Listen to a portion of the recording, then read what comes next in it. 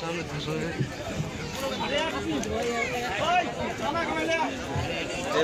भैया साइडे जाओ একটা করে নাকি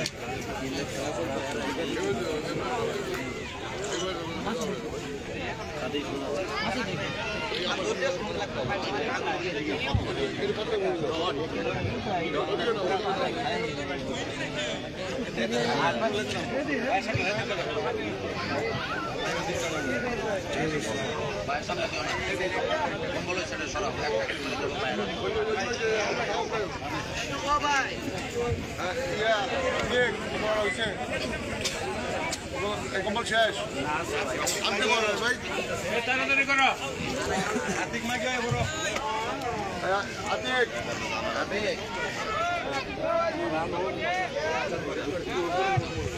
কম্বল তাড়াতাড়ি করো আগে কম্বল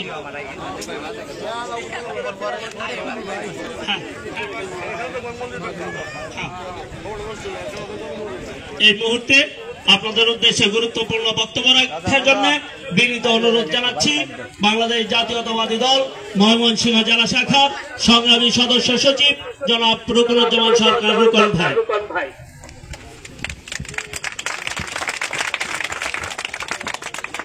বিসমিল্লাহির রহমানির রহিম। বাংলাদেশ জাতীয়তাবাদী দল ময়মনসিংহ সদরের ইউনিয়নে আজকে এক নম্বরে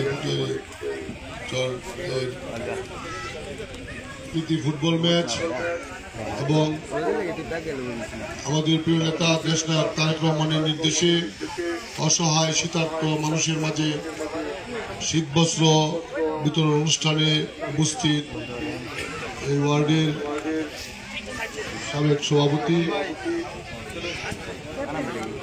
সাবেক সাধারণ সম্পাদক, বিএনপি নেতা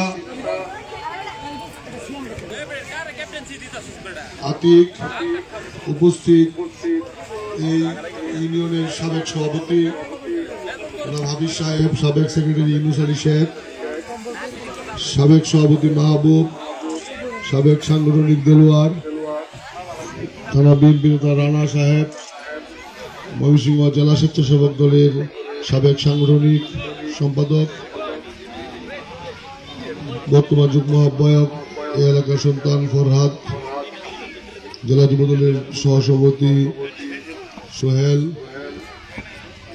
মুতালেব ভাই, বিএনপি রাজ্য মেম্বার সহ সুহাগ, যারা উপস্থিত আছেন সকলকে আজকে একটি বিএনপি শুধু রাজনীতির জন্য রাজনীতি করে, এটি আজকে বিএনপি প্রমাণ করে দিয়েছে যে আমরা সব সময় অসহায় মানুষের পাশে থাকি। আমাদের প্রিয় নেতা দেশনায়ক তারেক রহমান আমাদেরকে নির্দেশ দিয়েছেন, এইবার অনেক শীত পড়েছে, দুস্থ মানুষরা কষ্ট করছে। আমরা যারা এই সদরের বাড়ি, আমার বাড়ি এই এলাকায় আজকে যারা এই আয়োজন করেছেন তারা সত্যি মানবিকভাবে আমাদের নেতা দেশনায়ক তারেক রহমান যে মানবিক বাংলাদেশ গড়ার যে প্রত্যয় ঘোষণা করেছেন, মানুষের জন্য রাজনীতি করার যে প্রত্যয় ঘোষণা করেছেন, আজকে সেটির এই অংশ। পাশাপাশি একটি খেলা, এখানে একটি প্রীতি ম্যাচ আছে, উদ্বোধন আছে, শুরু হবে। আসলে আপনি যদি আমাদের এই গত 15 বছরে একটি বিদেশি আগ্রাসনের কারণে আমাদের যুব সমাজ যখন সমাজে বিভিন্নভাবে অনৈতিক কাজে জড়িত, সমাজ বিরোধী কর্মকাণ্ডে লিপ্ত, যারা যখন তাদের পরিবার যখন তাদেরকে নিয়ে দুশ্চিন্তাগ্রস্ত, শুধু এর থেকে পরিত্রাণ পাওয়ার দুইটি উপায় আছে। একটি উপায় হলো আপনাকে ছোটবেলা থেকে ইসলামী মূল্যবোধের উপর ভিত্তি করে, ধর্মীয় মূল্যবোধের উপর ভিত্তি করে আপনি যদি বড় হতে করতে পারেন, সে ধর্ম মানুষকে আলো দেখায়, ধর্ম মানুষকে অন্ধকারে নিয়ে যায় না। যদি সে ছোট থেকেই শিখতে পারে তার ধর্মে কোনটি হালাল হারাম করা হয়েছে, তাহলে সে বড় হয়ে যে অনৈতিক জীবন যাপন করে সেটি করতে পারবে না। আরেকটি বিষয় হলো, আপনি যখন কিশোর যুবক হবেন, আপনি যখন খেলার মাঠে থাকবেন, আপনি যখন শরীর চর্চায় থাকবেন, আপনার শরীর এবং মন দুটোই বিকশিত হবে। কাজে আজকে যারা এখানে এই আয়োজন করেছেন, আমি সত্যি তাদেরকে ধন্যবাদ জানাই। আমি শুধু আপনাদের কাছে আহ্বান জানাই, একটি 17 বছরের দুঃশাসন অবসান হয়েছে মাত্র 3 মাস। আজকে 4 মাস অতিবাহিত হয়ে আমরা শুরু করেছি। আপনারা মনে করবেন রাতারাতি সবকিছু পরিবর্তন হয়ে যাবে, এমনটি মনে করা আশা করা ঠিক না। এই 15 বছরে আপনারা ভোট দিতে পারেন নাই। এই 15 বছরে একজন দাড়ি টুপিওয়ালা মুসলমানদের দেখলে জঙ্গি বলা হতো, রাজাকার বলা হতো। এই 15 বছরে আপনার সন্তান চাকরি ক্ষেত্রে যোগ্যতা থাকার পরেও দরিদ্র কৃষক শ্রমিকের সন্তান শুধুমাত্র আওয়ামী লীগ না করার কারণে চাকরি পেত না।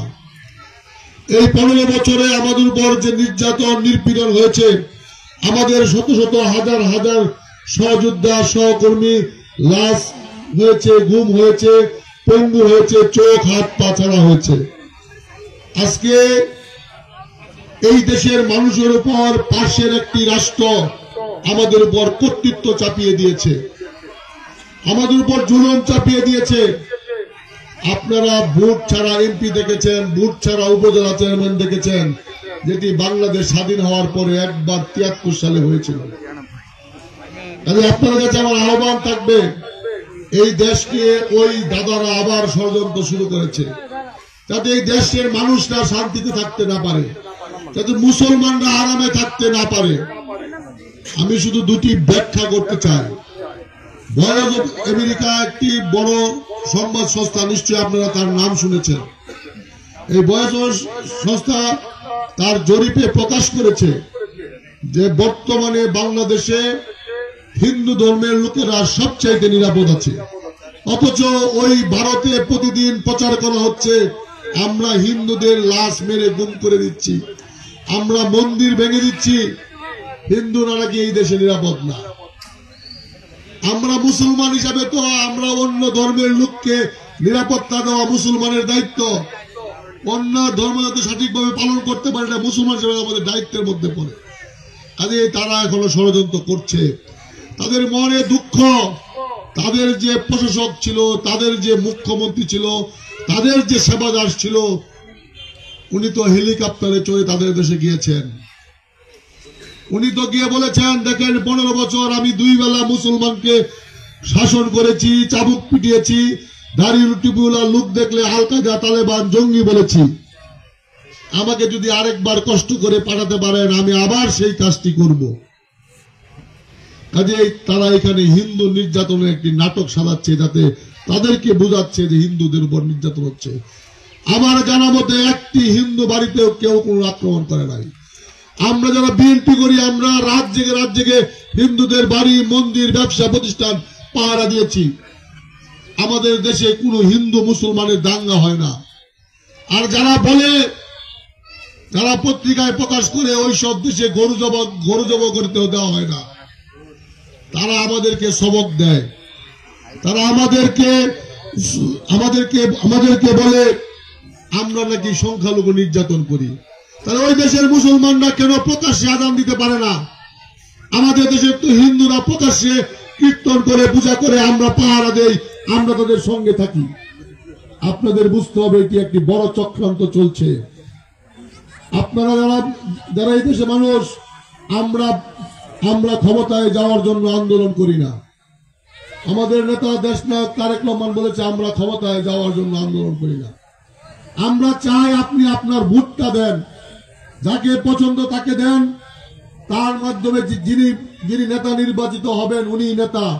উনি 5 বছর খারাপ করলে আবার ভোট দিয়ে তাকে ফেলে দিবেন, কিন্তু আপনার ভোট দেওয়ার ক্ষমতা থাকতে হবে।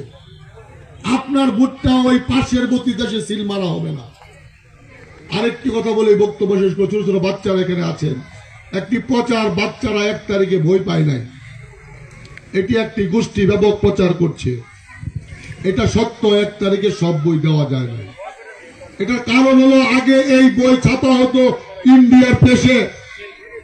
আগে এই বই ইন্ডিয়া ছাপিয়ে পাঠায় দিত, ওইটার ভিতরে বিভিন্ন মূর্তি মন্দিরের তাদের রামকৃষ্ণের জীবনী দেওয়া হতো।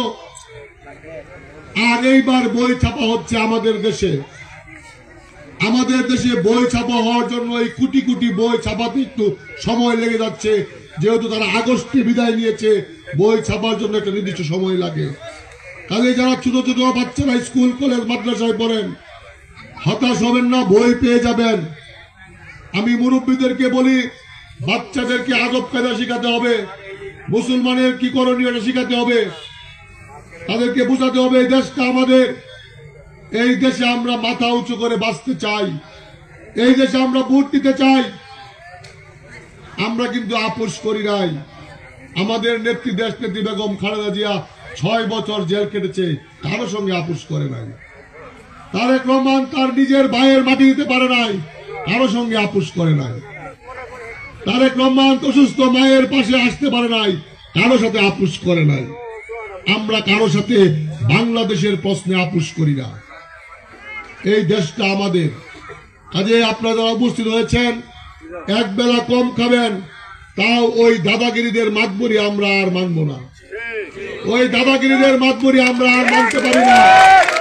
আমাদের বুট তারা দিয়া ব্যালট বাক্স পাঠায় দিবে যে নৌকা পাস, এটা আমরা আর মানি না। এই দেশে আর এটি হবে না। আওয়ামী লীগ, ছাত্রলীগ, যুবলীগ যারা এখন আছেন, অনেক অন্যায় অত্যাচার করেছেন এই এলাকায়। এটি ধানের শীষের এলাকা, বিএনপির এলাকা, এটি জিয়াউর রহমান, খালেদা জিয়া, তারেক রহমানের এলাকা। আমরা ধৈর্যশীল, আপনাদের কারো উপরে আমরা প্রতিহিংসা পরায়ণ হই নাই। কিন্তু বাড়াবাড়ি করে আমাদেরকে প্রতিহিংসা দিকে নিবেন না।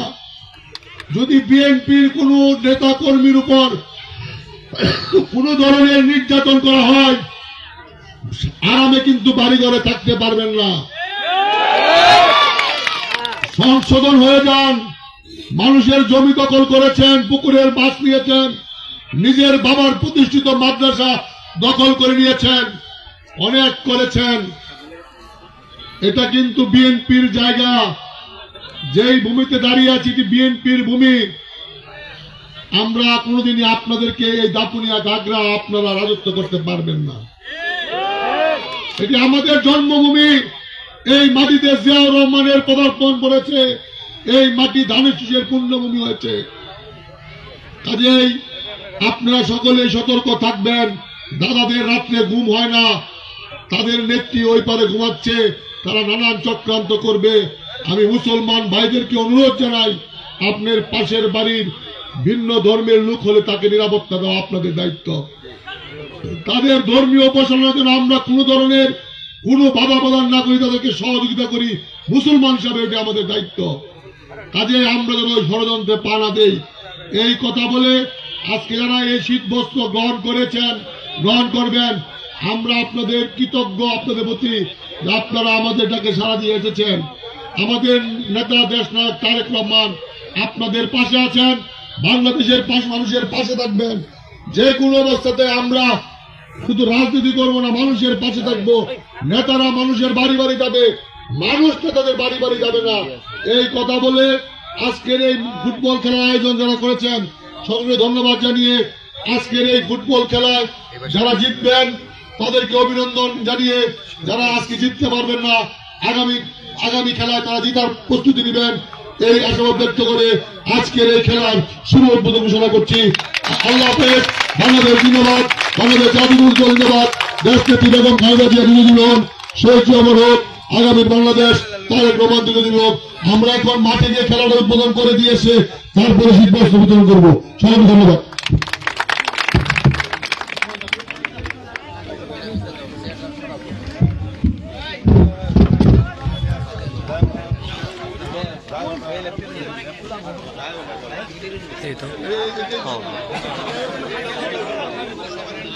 সবাই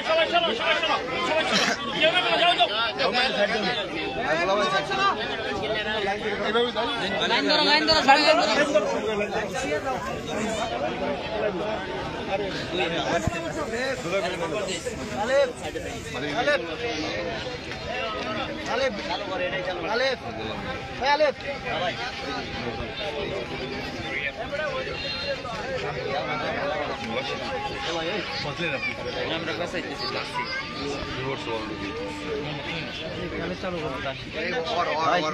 ধরো ভাই আপনারা সাইড দেন তো আপনারা সাইড দেন ওই যে ওনারে দেন ওনারে সুযোগ দেন ওনারে সাইড দেন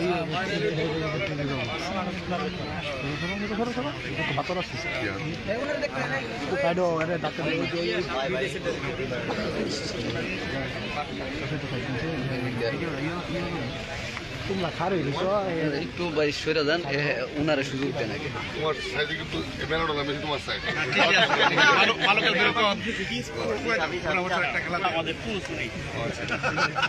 ঠিক আছে ভাই এই রেফারি সিদ্ধান্ত মাইনা খেলতে হবে রেফারি কিন্তু সবসময় আমাদের মন মত হবে এরকম না আমরা কিন্তু জয় বিজয়ের পরে কিন্তু আমরা একসঙ্গে চলবো তাহলে আমরা খেলাটা এরকম এগ্রেসিভ যেন আমরা কেউ না নেই ঠিক আছে খেলাটা সুস্থ হলে আরেকটা খেলার উৎসাহ দেবো আমি শর্ট করে দিচ্ছি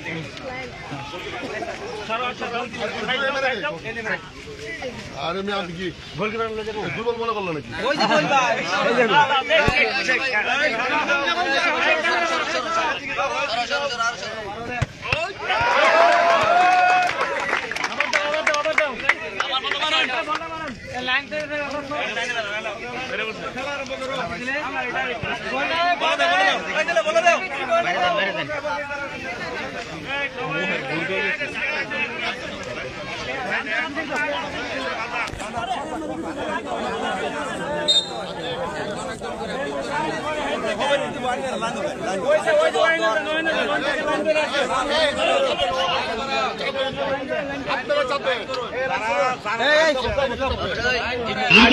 আগে মাদ্রাসার হুজুর দেখে দাঁড়াবো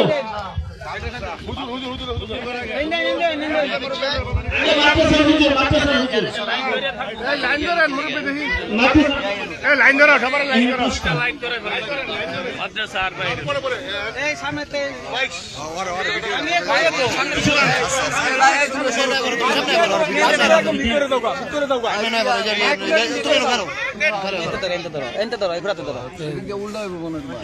উল্টা পাল্টা করে কালার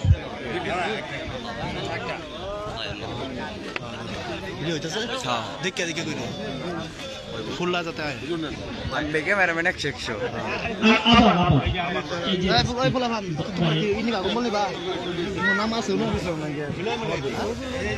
যারা দিবে সামনে থাকে না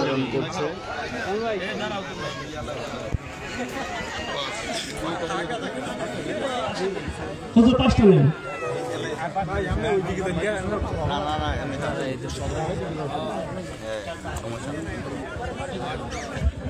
ভাই একটু সাইড দিয়ে দিতে হবে ওনাকে ভাই ওনাকে একটু সাইড দিয়ে দিতে হবে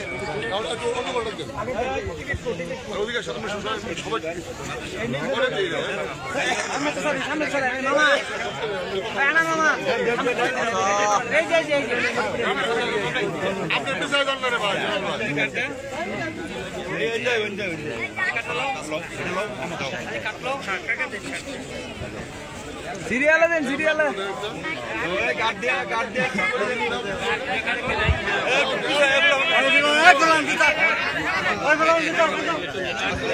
ভাই একজন হাত হাতে রেখে একজনের দূরে আসুন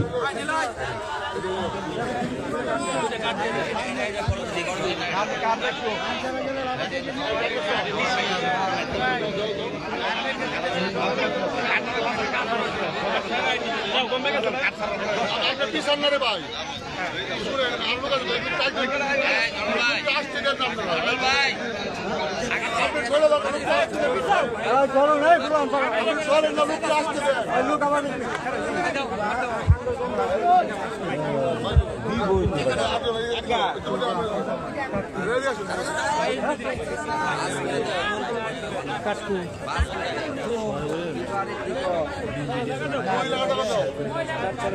মহিলাদেরকে একটু জায়গা দিই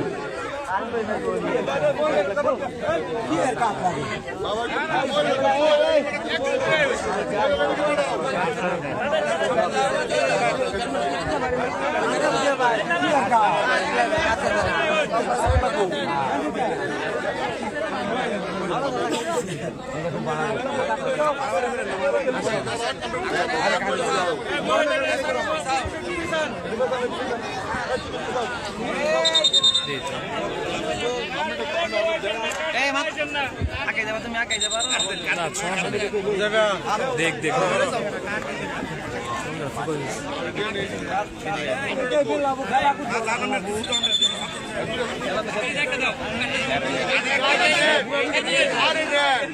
ছবি তুলে বাড়ি বল যেতে পারছি বাড়ি যেতে পারছি যাবার দেন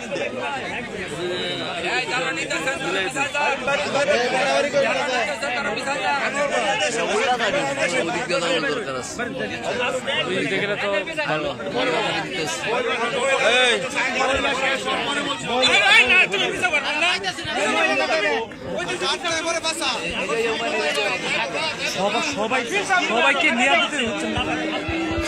হ্যাঁ হ্যাঁ জানি কাট আছে ভাই। হ্যাঁ ভাই যাই আমার না আমি করতেছি কাঠ ছাড়া একটা দিন মহিলা গরিব মানুষ আমার কাণ্ডে ধরছে নেতা শুনে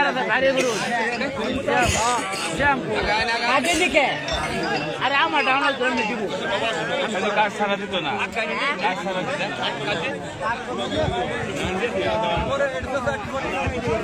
পরে বাবা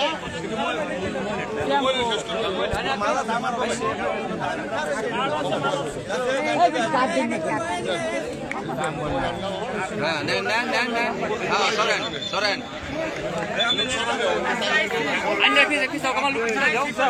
হ্যাঁ ভাই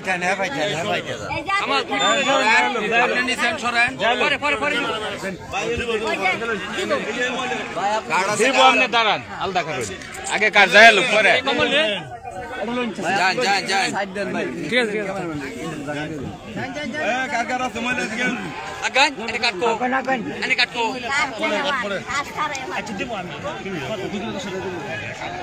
কার সারা দেব না আরে কাটুলা আগে পরে দেব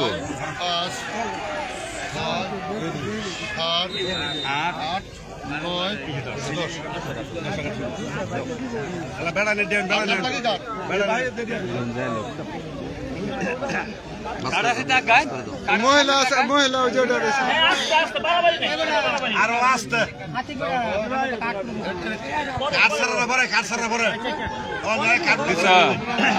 কাঠ গাও না কে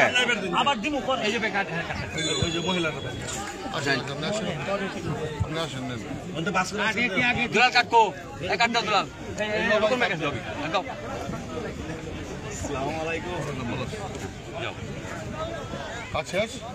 আর কাট আছে কি ওর কাছে এই কাট দাও বাবু এই বাবু আমরা কাটলে খারো সব বাবা এই পিচিরে দে পিচিরে এই দিদাছে তুমি একটু আগাও আগাও হ্যাঁ এই পিচিরে বাগাও আপনি সে কাট দিছে আমরা কাট আছে তাহলে একটু পরে আপনার ছেলে মাথা সব পরে এই বিয়া কাছের গ্রুপ আচ্ছা যারা তুমি এই টক করতেছো বাইরে তুমি টক করতেছো কার সারা যারা পিছাইতে কইছি পিছাও এলে কার্ডের মালা কার সারা পিছাও এগুলো কার্ডের জাগর কাছে কার্ড আছে তারা আগান বাকি আছে নুরু ভাই দাও এই যে বাইরের কাছে দাও ও কার্ডওয়ালা কার্ড আছে কাটাবো কিছু কার্ড খাবো একটু পরে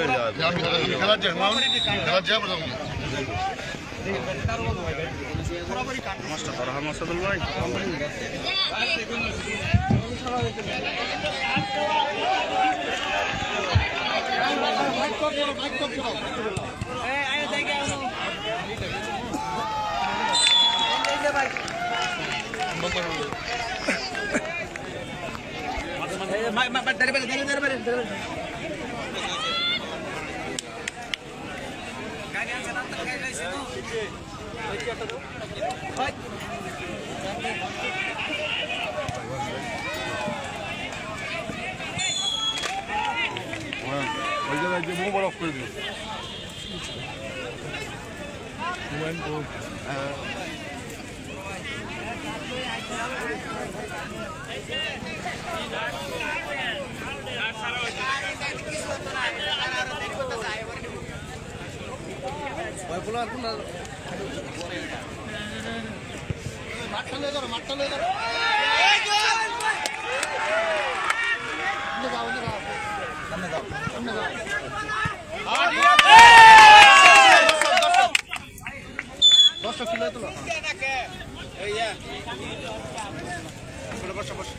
আদিক ভাই